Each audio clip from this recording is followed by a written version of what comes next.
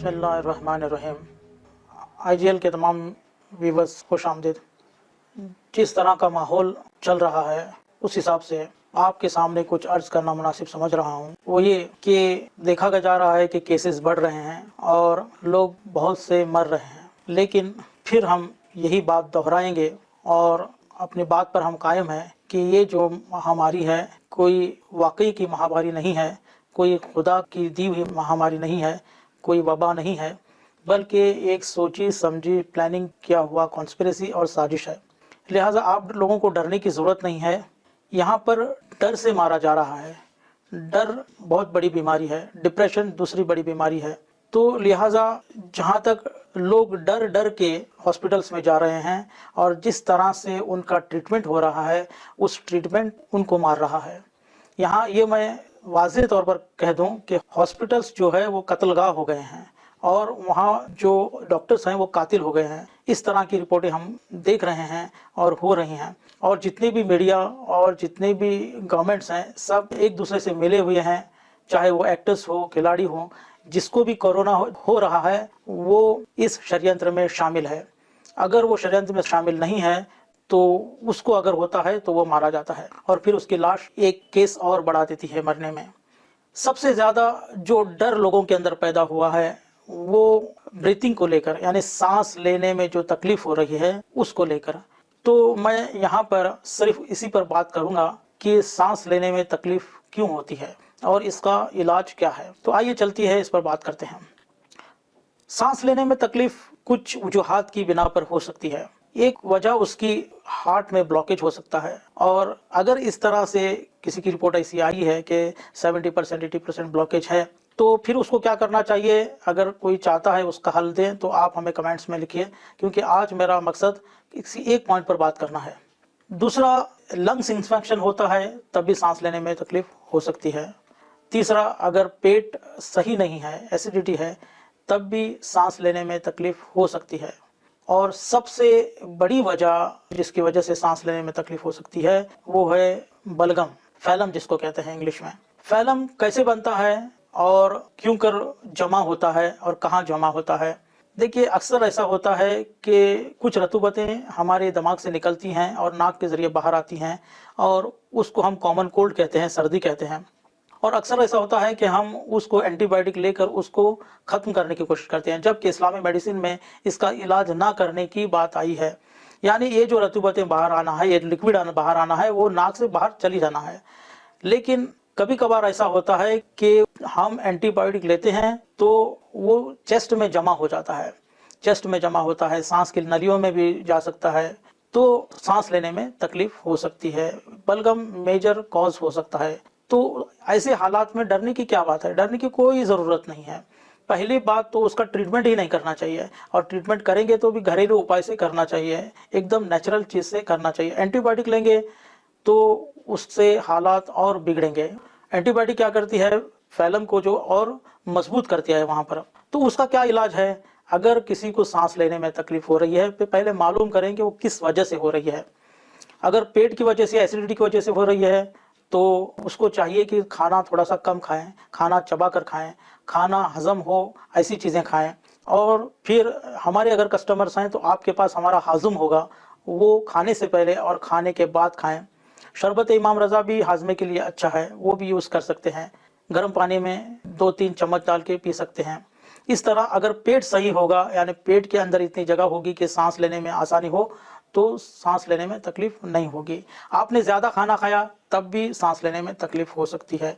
आपका अगर हाजमा बराबर नहीं हुआ तब भी ये बलगम बना सकता है। तो इस तरह पेट का अगर प्रॉब्लम हो तो, और अगर बलगम ज़्यादा हो तो कुछ और इलामतें नज़र आती हैं, जैसे बॉडी वीक होती है और थकान सा महसूस होता है, नींद नहीं आती है। ये सब चीज़ें डरने की नहीं है, बल्कि एक छोटी मोटी बीमारियां जो बलगम की वजह से हुई हैं वो कुछ दिन के बाद ख़त्म हो जाती हैं। यानी 1-2 दिन में आपका पेट सही हो गया, बलगम की शिकायत दूर हो जाती है।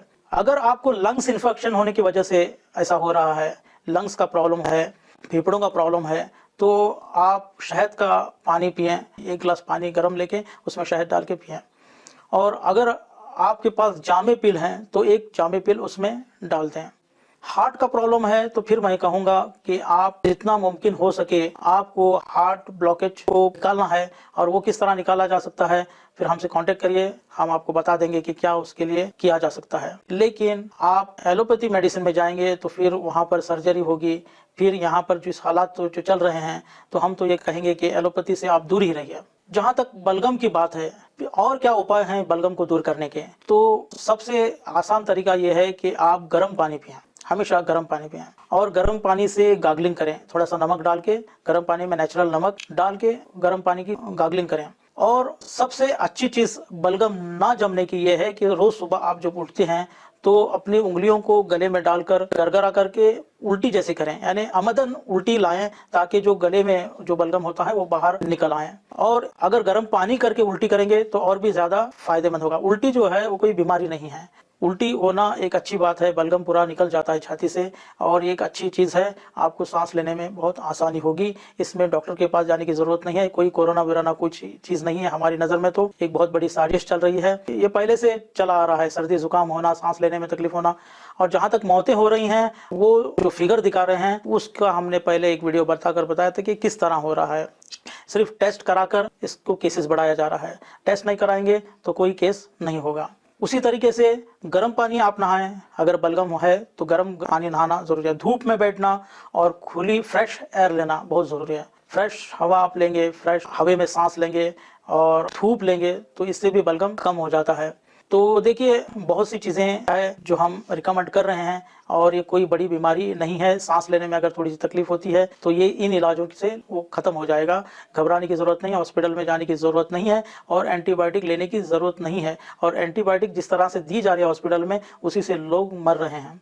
और अगर आप हमारे कस्टमर्स हैं तो आपके पास सवीक होगा तो सवीक आप लें, रुका सवीक, और फिर हाजुम, और एक चीज़ है तुरैफिल, ये भी आप इस्तेमाल कर सकते हैं। तो अज़ीज़ान गिरामी, सबसे कुछ वजूहात जो हमने बयान किए हैं, जैसे बलगम जमा होना और पेट का सही ना होना, लंग्स इन्फेक्शन होना, या फिर हार्ट में ब्लॉकेज होना, ये सब वजूहात से सांस लेने में तकलीफ हो सकती है। लेकिन घबराने की कोई ज़रूरत नहीं, डरने की ज़रूरत नहीं है, क्योंकि डर एक बहुत बड़ी बीमारी है और डर से ही इंसान लोग मर रहे हैं। और सबसे डर निकालने का सबसे आसान तरीका ये है कि आप जो आजकल न्यूज़ दिखा रहा जाए उसके ऊपर ध्यान ना दें। ये आमदन केसेस बढ़ाए जा रहे हैं, आमदन लोगों को मारा जा रहा है ताकि लोग और डरें। ये तो हो गई 4 वजूहात जिसको हमने बयान किया है कि किसी को पेट का प्रॉब्लम है तब भी सांस लेने में तकलीफ़ हो सकती है, लंग्स इन्फेक्शन है तब भी सांस लेने में तकलीफ़ हो सकती है, अगर बलगम भरा हो सीने में तब भी सांस लेने में तकलीफ़ हो सकती है, हार्ट का प्रॉब्लम हो, ब्लॉकेज है तब भी सांस लेने में प्रॉब्लम हो सकती है। ये तो सदियों से चला आ रहा है, और जब पेट सही हो जाए तो सांस लेने की तकलीफ़ भी ख़त्म हो जाती है। इस तरीके से लोग अपना इलाज करते आए हैं। लेकिन आजकल जो ज़्यादा हो रहा है उसकी वजह क्या है? तो उसकी जो मेन वजह है मैं आपको बता दूं, उसकी जो मेन वजह है सांस लेने में लोगों को जो तकलीफ़ हो रही है ज़्यादा, वो है मास्क। जो आजकल लोग जो मास्क लगा रहे हैं इसकी वजह से। मास्क लगाने से होता क्या है कि जितना ऑक्सीजन हमारे बॉडी को चाहिए उतना ऑक्सीजन नहीं मिल पा रहा, और आप 2 महीने 3 महीने से 6 महीने से मास्क लगा रहे हैं तो जाहिर है कि धीरे धीरे आपके लंग्स में इन्फेक्शन भी हो सकता है, क्योंकि आप सही से ऑक्सीजन नहीं ले रहे हैं। और उसी तरीके से जो कार्बन डाइऑक्साइड बाहर जाना है वो भी सही से बाहर नहीं जा रहा, बल्कि हो सकता है वो वापस आप ही उसको इनहेल कर रहे हैं। इस तरह अगर कार्बन डाइऑक्साइड की मात्रा भी अगर बॉडी में ज़्यादा हो तब भी आपको सांस लेने में तकलीफ हो सकती है। फिर होगा ये कि एक तरफ से मास्क लगाने की हिदायत दी जा रही है और लोगों को सांस लेने की तकलीफ कराई जा रही है, और दूसरी तरफ जब वो हॉस्पिटल में पहुंचते हैं तो उनको वेंटिलेटर पर डाला जाता है, वेंटिलेटर का नाम दिया जाता है। वेंटिलेटर से क्या होता है कि जिस अंदाज में प्रेशर वेंटिलेटर का आना चाहिए, अल्लाह ताला ने जिस प्रेशर से हमको हवा अंदर लेने के लिए दिया है, वेंटिलेटर में वैसा नहीं होता, तो इसीलिए लोगों की जानें जा रही हैं। तो मैं यूँ कह सकता हूँ कि वेंटिलेटर जो है वो जान बचाने की चीज़ नहीं है, बल्कि जान लेने की चीज़ है। अगर मेरी बात का यकीन आपको नहीं आ रहा तो आप एक सर्वे कर सकते हैं, एक स्टैटिस्टिक निकाल सकते हैं, हॉस्पिटल में जाकर पूछ सकते हैं कि हर महीने आप कितने लोगों को वेंटिलेटर लगाते हैं और उसके बाद वेंटिलेटर लगाने के बाद कितने लोग बच कर आते हैं। आपको खुद पता चल जाएगा कि ये जान लेने की चीज़ है या जान बचाने की चीज़ है। अगर ऐसा है तो देखो, इससे भी एक पता चलता है कि ये एक षड्यंत्र है, ये एक कॉन्स्पिरेसी है। एक तरफ लोगों को सांस लेने की तकलीफ बनाई जा रही है, यानी मास्क लगाने का हुक्म देकर, और दूसरी तरफ जैसे ही वो हॉस्पिटल में पहुंचते हैं तो उनको वेंटिलेटर में डालकर उनको मारा जा रहा है। तो ये एक बड़ी वजह बनी हुई है लोगों के मौत की। जबकि सांस लेने की तकलीफ अगर आप मास्क नहीं लगाएंगे तो आपको नहीं होगी, और अगर होती भी है तो हो सकता है आपका पेट खराब हो, इसीलिए एसिडिटी हो, इसीलिए लंग्स इन्फेक्शन हो, इसीलिए तो उसके इलाज दूसरे हैं, उसका इलाज वेंटिलेटर नहीं है। तो आखिर में इस वीडियो को कंक्लूड करते हुए एक मरतबा फिर मैं याद दिलाऊंगा कि आपको सांस लेने की तकलीफ हो रही हो या आप नहीं चाहते कि आपको सांस लेने की तकलीफ हो, तो आपको क्या क्या करना चाहिए। पहली बात, खाने में एहतियात रखें, खाना कम खाएं, खाना ऐसा खाएं जिसमें हजम होता हो। वेट अगर ज़्यादा है तो वेट कम करें, पेट बड़ा हो तो पेट कम करें, वेट लॉस करना बहुत ज़रूरी है।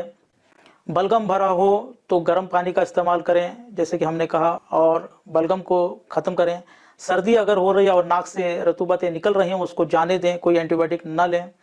उसी तरीके से अगर आपका हार्ट प्रॉब्लम हो तो ब्लॉकेज है, उसकी जांच करें। और सबसे बड़ी बात, मास्क ना लगाएं। और अगर आपको सांस लेने में तकलीफ हो रही है और हॉस्पिटल में जा रहे हैं तो कोशिश करें कि वेंटिलेटर ना लगाने दिया जाए। सबसे अच्छी चीज़, अगर आपको सांस लेने में तकलीफ होती है तो एक तरीका ये है कि आप अपने पेट के बल लेटें और एक तकिया अपने सर के नीचे, 2 तकिया पेट के नीचे और 2 तकिया अपने पैरों के नीचे रखकर सांस लें। इस तरीके से ये नेचुरल वेंटिलेटर होगा।